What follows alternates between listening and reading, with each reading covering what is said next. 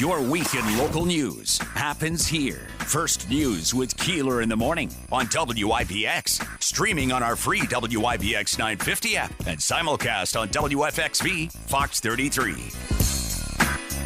When I read that I was being referred to as the mob boss of Hollywood, I wondered, who are these people we call they, who say a lot of things they really know nothing about? I've been searching for them, but have not found them. If you find them, please, let me know.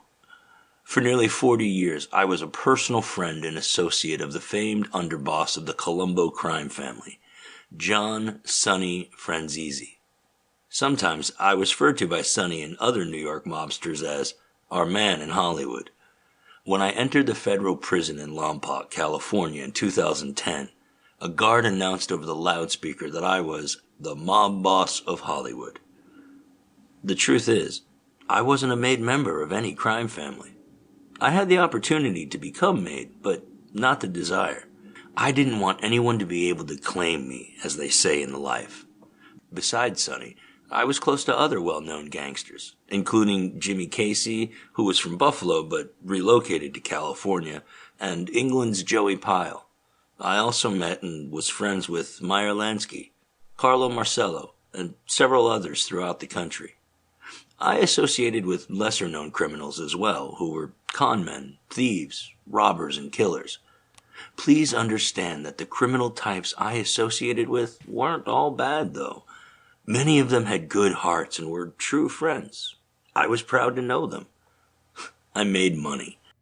Orlando Ori Spado, the author of Accidental Gangster. The book is about him and his life from Rome, New York to Hollywood. And he's on the line right now. Ori, good morning. Thanks for coming on. Good morning, Bill. How are you today? It's great to hear from you. And I thought I'd play a little clip from your audio book there, which explains caught me off guard there. which explains a little bit of your story and what this book is about. I got to tell you, I know that other people reading the book as well. Everyone coming back saying they love this book, and part of the reason they love it so much is the all the local references. Of course, you're from Rome. Yes, I was born in Rome. Left there at the age of 18, and I joined the Army, and then I returned, and I ended up with a Prudential Insurance Company.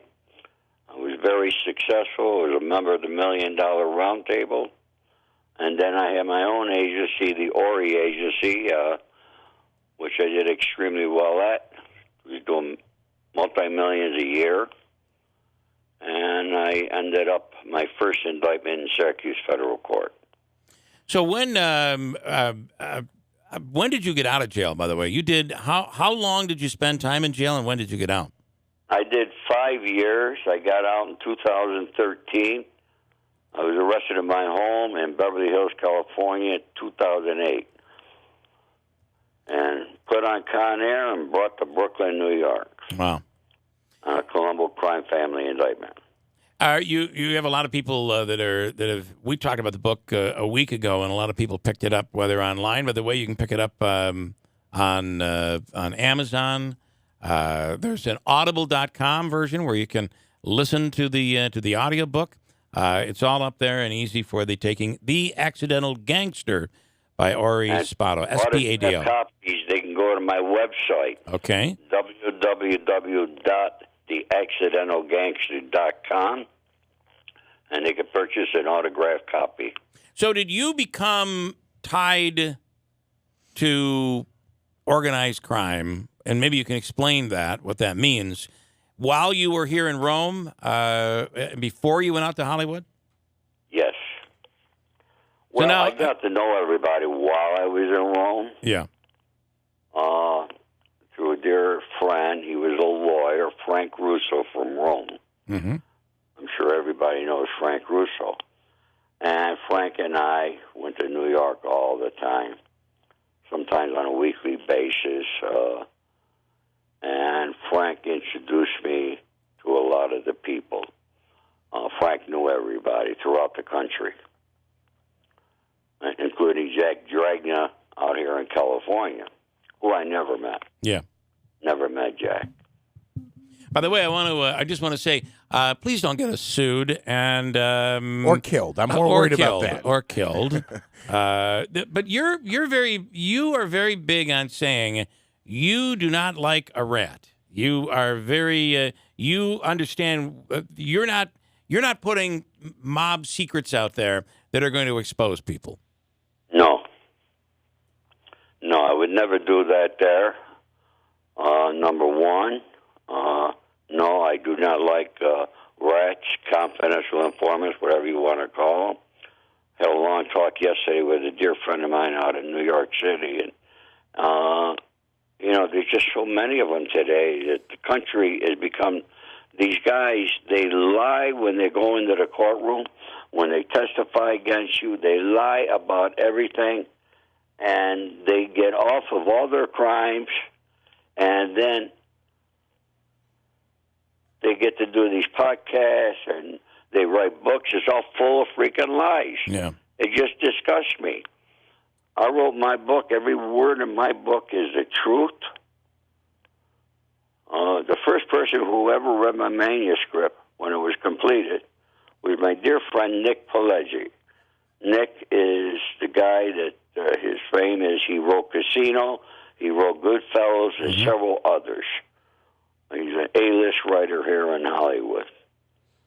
And every gangster goes to Nick to try to get a book written.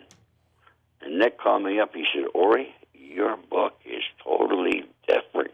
Everybody else, you got a great story here.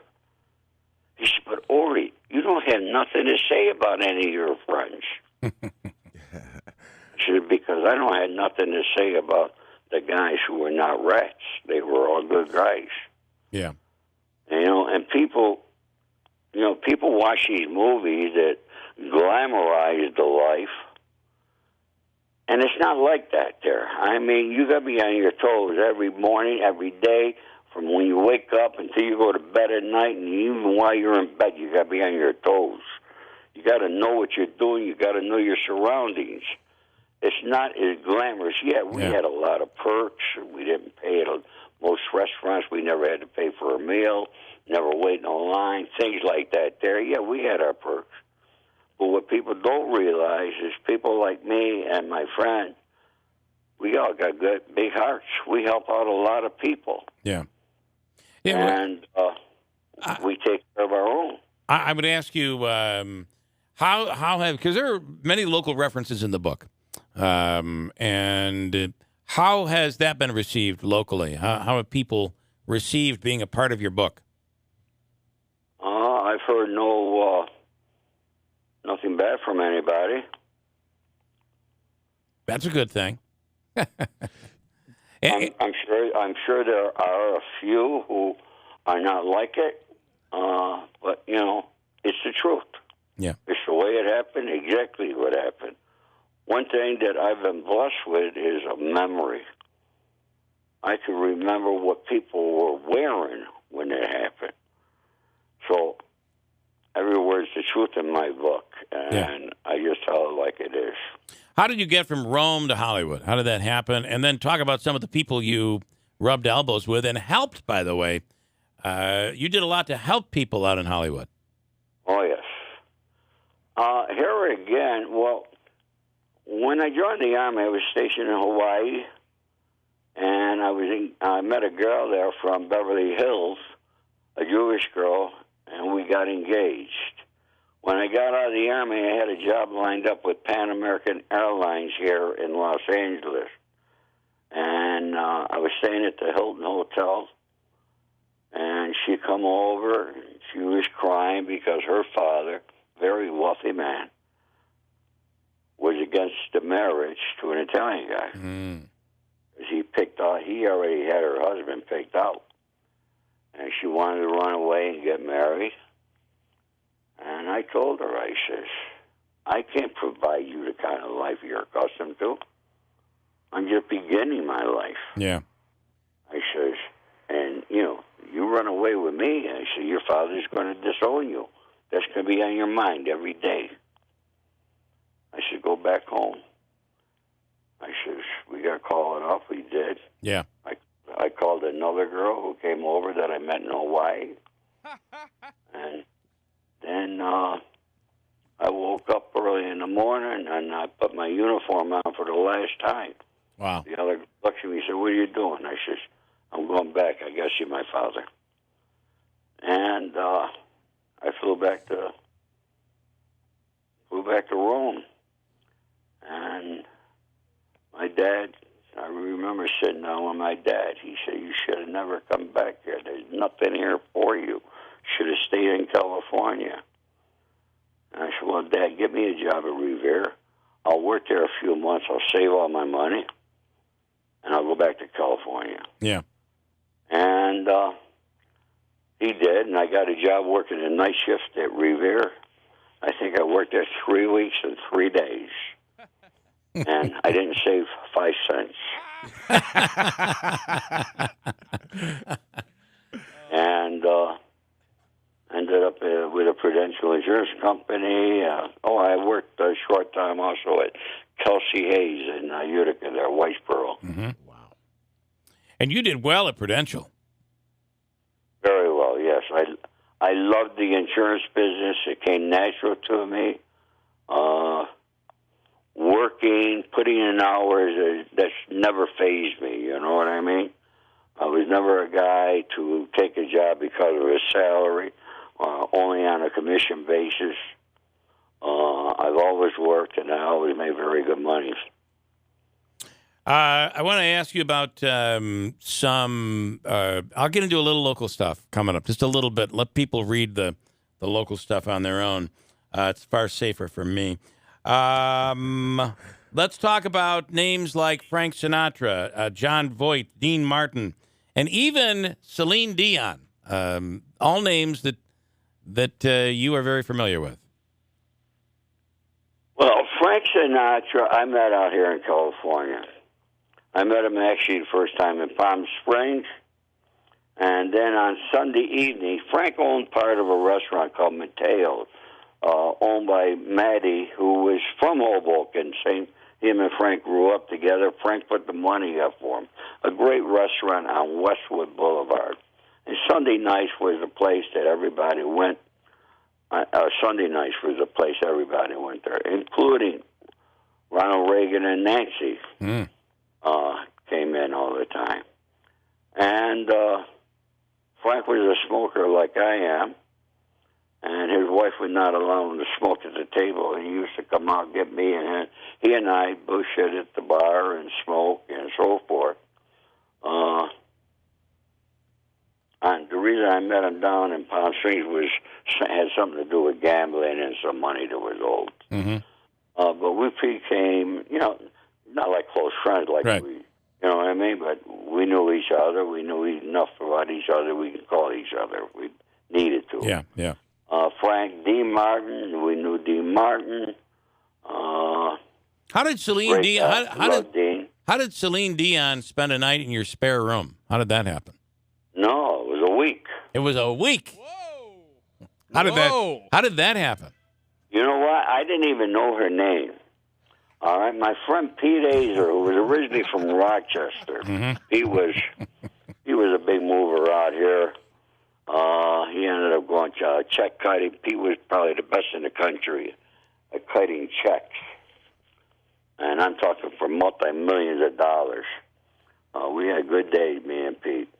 And I had a big apartment on what's called the corridor over here, Westwood Boulevard, on Wilshire Boulevard in Westwood. And I had a big 2-bedroom, 2 baths.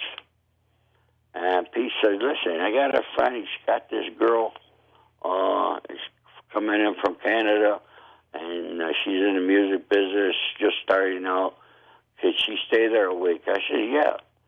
And she was very nice, very quiet, didn't say nothing. We hardly spoke. She went out, she did her thing. I remember she had a little Mercedes she drove. And I never, it's like, I never remembered her name. It was important. She was there, then she was gone. Yeah. And many years later, after Pete got out of, Pete Pete went away and did 5 years in prison, too. And he calls me up one day. He says, remember that girl that you put up and let her stay in your extra bedroom? I go, yeah. He said, you know who that was? I said, gee, Pete, I forgot. Who was it? He said, that was Celine Dion. I said, what? So, and that's you had others that stayed. Let's talk a little, and I've got about 4 minutes left. I hate to, because I could go on for a long time. I have a lot of questions. The book, by the way, I have to say, is The Accidental Gangster, Ori Spado, Spado, and it's available at Amazon. You can pick it up through Audible.com as well. It is a very interesting read. Includes a lot of local connections, Ori. Yeah, well, that's, I spent a great part of my life there. Rome, Utica area. Who are some I'd like to give a shout-out to the gentleman who introduced me to you, our friend Joe Joseph, by the way. Joe's a good man. Yeah. Yes. Joe is actually listening right now from Florida. Yeah, he's down in Florida. Yeah. And I think Joe just read your book and reached out to you, and you guys became friendly from there, right? Right. Yeah. Yeah. You still have family here. As I mentioned, the book has a lot of references to local. Tell us a local story that people would like to hear. You know what? I'd rather have the people purchase the book to read those stories. I don't blame you. It's probably safer for us anyway. I do also want to ask him, though, because you've touched on this on your Facebook page, your take on the events surrounding JFK's assassination. Okay. My take on that there? Yeah. What happened? You know what? I had a battle with this gentleman named Michael Franchise, and we go back and forth for a while. And then I ended the feud, okay, which people could watch on my videos and interviews and so forth. But, no, people got it all wrong. What was his name now? I don't believe for a moment. So Oswald? Lee Harvey Oswald? I don't believe for a moment Oswald was the killer. And, there's so many things that are hidden from people, and they don't understand it. I pretty much understand politics, how Washington works. One thing that I become a public figure, and people reach out to me from all over the world for different things. And I have a very, very interesting story, and I'm going to hopefully be publishing the books for this lady. But if anybody watched 2020 last Friday evening, it's about a gentleman named Ron Rudin who was killed in his bedroom in Las Vegas. And it took them several years, and they ended up indicting his wife. She claims she's innocent, right? She says she's innocent. I believe she is. Yeah. And then I happen to know about other murders that took place. One here in Los Angeles, one in the San Diego area, and then Herbie Blifstein, who was murdered in Las Vegas. Herbie Blifstein was with Tony Spilotro. And Herbie Blifstein, there was no reason to kill that guy. And after I analyzed the whole situation, she and I have been talking, this woman. And she said, you're right on, she said. I said, well, that's because I understand the gangster life, and I understand when you're dealing with powers that are much bigger than you could imagine. Yeah.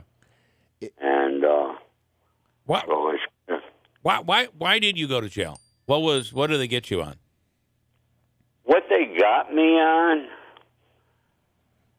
and why they really got me is two different things. Okay. But the charges were